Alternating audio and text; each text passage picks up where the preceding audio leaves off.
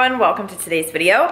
I am starting off this video with a completely new combination of pizza, which I'm so excited about. You guys know I love my pizzas, and I have not made one on the vlog in quite some time, so we're doing it today. So I'm gonna take you through it step by step. If you haven't seen any of my pizza videos, then now is the time. It's honestly really easy. We're gonna go with a summertime pizza of boneless pork chops, some peach, basil, balsamic vinaigrette, honey goat cheese, and spinach and arugula. So this is what you will need. I have to defrost this lavish bread. First thing that I'm gonna do is go ahead and put these pork chops on the grill. The grill is already preheated, and then I'll show you guys how I'm going to assemble the pizza.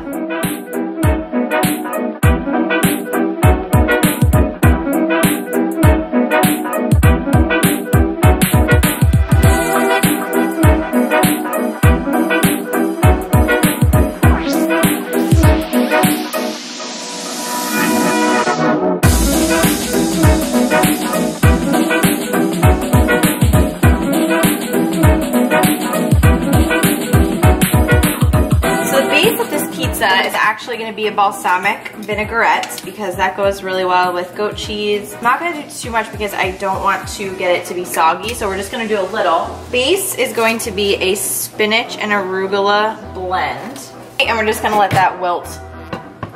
Look, just like that. Pork chops do not take very long to cook, like I said, so we're just going to give them a quick flip-a-flip.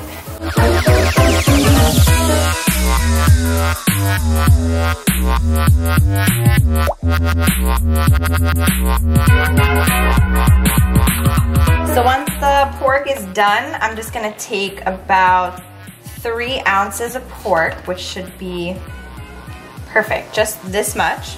And we're going to cube this up. Okay, and then this is gonna go right in the oven.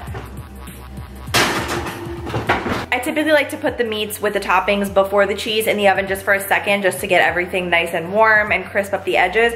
Because if you leave the cheese on in there too long, the cheese can get too brown or burnt, and you don't really want that. So we'll leave that in for just a couple minutes. I'll get my goat cheese ready, and then we'll top it with the goat cheese and put it back in the oven.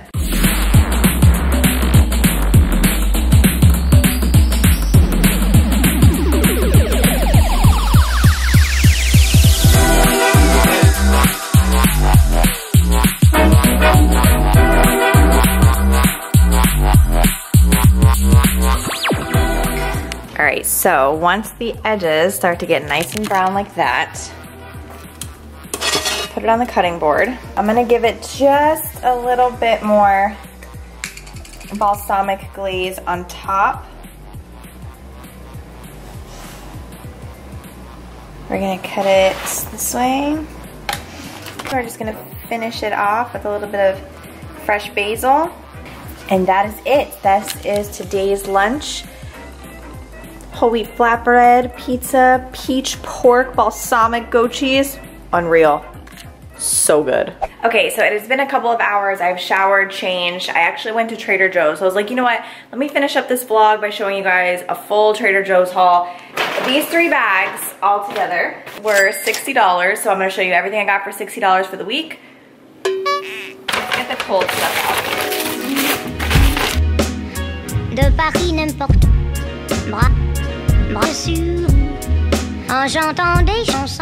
So first and foremost, I saw this on a Trader Joe's Instagram page, is the Greek low-fat almond butter coconut cup. So 6 grams of fat, 16 carb, and 13 protein for some yogurt. And then I just got the regular Greek non-fat vanilla bean because that one's my favorite. I use this for yogurt bowls, for smoothie bowls, and then I'm also gonna try a brownie recipe this week, so that's why I got a little bit extra. So then I got some fresh Atlantic salmon because this is actually a recommendation from somebody on my YouTube comments. They were like, you would love the fresh Atlantic salmon from Trader Joe's. So I was like, okay, we'll try it out. So this is a big ass piece. I'm definitely gonna get like 2 portions out of this. And this is just regular Atlantic salmon, same macros as all Atlantic salmon. Another seafood item. I got cooked medium shrimp. These guys are just my favorite because they're already cooked, so when you defrost them, all you have to do is warm them up. I usually warm them up on the pan with a little bit of like Cajun seasoning or something, and I'll make like shrimp tacos out of these, or just like add them into rice bowls and stuff, and they're really easy, and they're already deveined and peeled, tail off. They're just perfect and easy peasy. I was also super excited that my Trader Joe's had a ton of cauliflower enoki.